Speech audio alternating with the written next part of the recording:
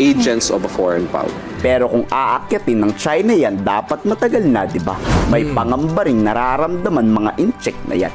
Alam kasi ng China Coast Guard na handa tayo magpagpatayan pag sinakop nila to.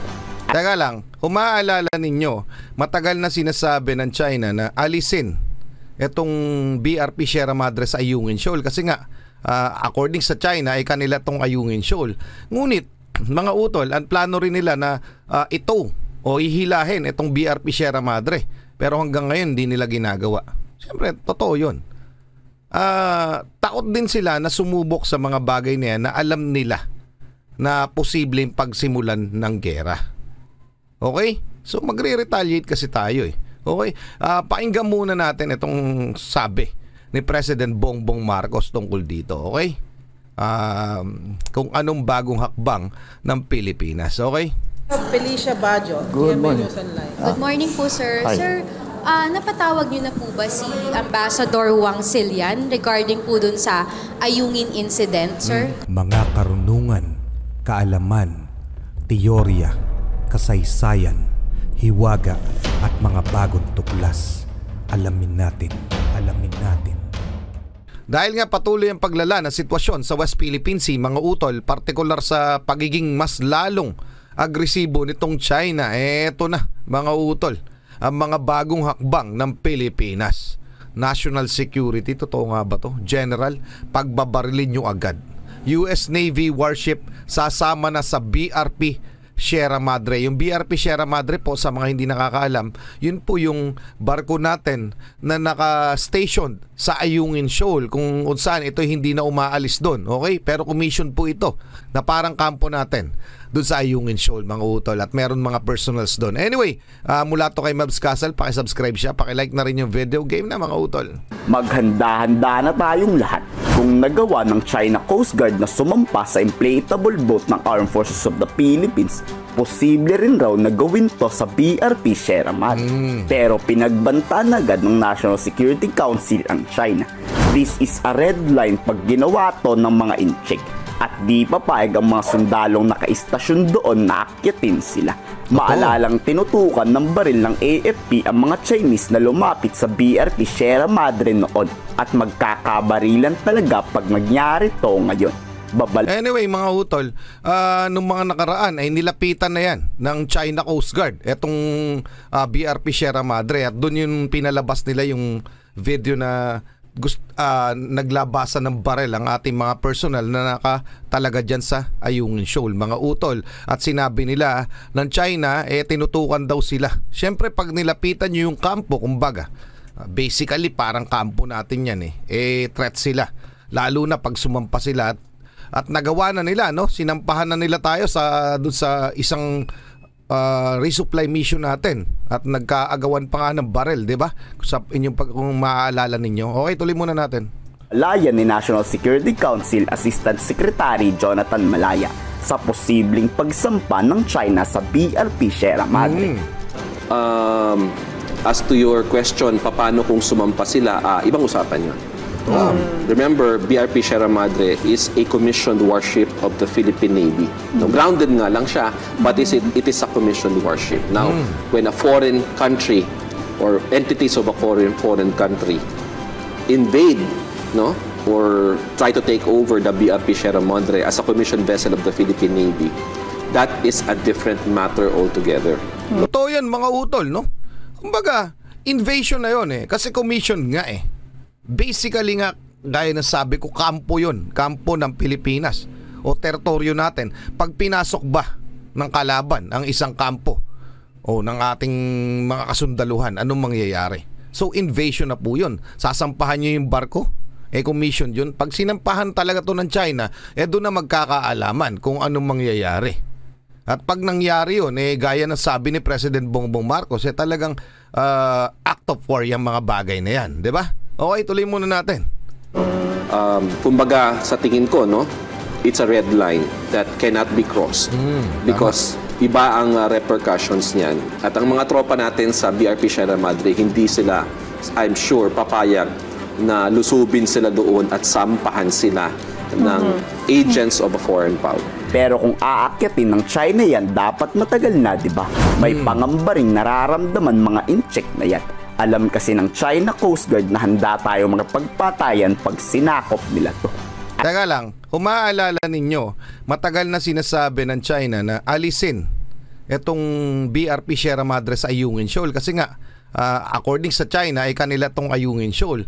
Ngunit mga utol, ang plano rin nila na ito o ihilahin itong BRP Sierra Madre. Pero hanggang ngayon hindi nila ginagawa. Siyempre, totoo yun. Takot din sila na sumubok sa mga bagay na yan na alam nila na posibleng pagsimulan ng gera. Okay? So magre-retaliate kasi tayo eh. Okay? Pakinggan muna natin itong sabi ni President Bongbong Marcos tungkol dito. Okay? Kung anong bagong hakbang ng Pilipinas. Okay? Felicia Bajo, Good GMA morning. News Online. Good morning po, sir. Hi. Sir, napatawag niyo na po ba si Ambassador Wang Silian regarding po dun sa Ayungin incident, sir? Well, we have called him many times. The DFA will have to decide to formalize discussion with the ambassador, but we are actually constantly in touch with him. I think we have already made our position very clear. We have made our objections to some of the actions that were undertaken by the maritime forces of the PLA. Also, our objection to that, we have also made it very clear, not only to the ambassador, but also to Beijing. It will really depend on how formal we want to make this complaint. But you know, we have how many? We have over 100 already protests. We have already made the similar number of demarches. So we have to do more than just that. Kasi papatawag natin yung ambassador, sasabihin natin itong posisyon namin, hindi namin gusto yung nangyari, and that's it. But we have to do more than that. So we are. So we're doing more than just that. Sir, Yun ang totoo mga utol eh. Napakarami na nating isinend na diplomatic protest sa China tungkol dyan sa mga insidente sa West Philippine Sea. Napakarami na. 100 nga daw. More than hundreds. Pero ano nangyari? May bago ba sa aksyon ng China? Wala. Puro aggression. Mas lumalala pa nga. Instead, no? So, sa totoong buhay, yung diplomatic protest ay hindi epektibo dahil napakahirap kausap nitong China. Okay? So, tama yung sinasabi ni President Bongbong. Different approach naman. Iba naman. So, ang gusto ko kasi sa taktikang ginagawa ni President Bongbong Marcos, habang gusto niyang ayusin yung relationship with China at Pilipinas, nagre-ready siya doon sa worst case scenario. Kumbaga, pinalalakas niya ang ating depensa kasama ng ating mga kaalyado. At the same time, piniprevent niya yung gera. Pero, naghahanda siya sa posibleng mangyari. Okay? Sa worst na mangyayari. So, kahit anong gawin itong China pa, handa tayo. Okay? So, yun ang gusto ko sa mga taktika niya. And tama yun. Na dapat different approach naman kasi hindi na pwede sa diplomatic protest itong China kasi hindi naman sila tumutupad eh, 'di ba? Napakahirap nilang kausap at proven and tested na 'yan sa 100 diplomatic protest. Ang lagi nilang pinalalabas sila yung tama, tayo yung mali. Ganun. Tuloy na muna natin. Ano masasabi niyo doon? Pa-comment. At pag nagkagera, di lang Pilipinas ang maaapektuhan. Mas malaki ang problemang may dudulot nito sa Chinese government. Gaya ng sinabi ni Pangulong Bongbong Marcos noon, walang mawawalang isla sa Pilipinas kahit katiting ngayon. Payag na mawala ang BRP Sierra Madre sa Ayungin Shoal. We are committed to that installation. Yung BRP Sierra Madre is our advanced post. It's a military detachment in Ayungin Shoal. And the presence of BRP Sierra Madre confirms our occupation of Ayungin Shoal. So may 9 features tayo. Di tayo papayag as mentioned by the President very clearly. Hindi mababawasan yan. We will not lose every square inch, any square inch of our territory. Yan mga utol, no? Kasi talagang giit ng China yung ayungin kanila. Pag sila nag-speech, kung napapansin nyo, kanila yan, illegal trespassers nga ang tawag nila sa atin eh. Pero ang layo niyang ayungin shoal sa mainland nila. No? Paano naging kanila? Yung Scarborough Shoal, napakalapit niya sa Pilipinas. At itinalaga na yan ng international law. Tapos sasabihin pa ng China na sila'y tumutupad sa international law. Mga leche, ang hirap kausap ng ganyang tao, mga delusional, di ba? Na kanila yung lugar na ubod ng layo sa kanila na diniklara na ng international law according do sa napag-usapan do sa UNCLOS na kasama sila sa pumirma.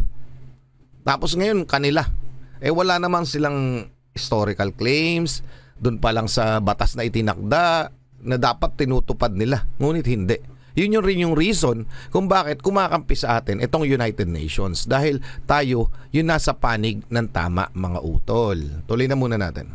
Ibling sumama ang US Navy sa lahat ng operasyon ng militar sa West Philippine Sea.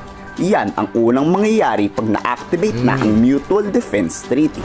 Di raw ibig sabihin na may MDT na ay makikipaggera na tayo sa China. Di raw agad ganun-ganun yun. At pag pinangka ng China magsagawa ng dangerous maneuver, pero na kay PBBM na raw ang desisyon kung magpapasama pa ba tayo sa Amerika. Kasi an armed attack on BRP Sierra Madre, we have to decide, no? The government has to decide. Hindi namin masasagot yan sa National Security Council sa ngayon. That has to be a decision of the President and of the government as a whole. Kasi that means already foreign involvement. Pero ang masasabi ko lang sa ngayon is di tayo papayag na mawala ang BRP Sierra Madre because that is a policy direction made very clear already by the President.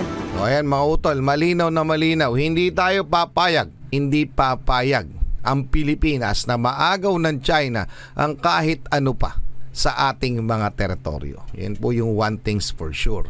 So, kese hodang kung ano-ano pa pagsasabihin o gawin nitong China, hindi nila magagawa yan. At baka, wag lang man sana umabot sa gera, di ba?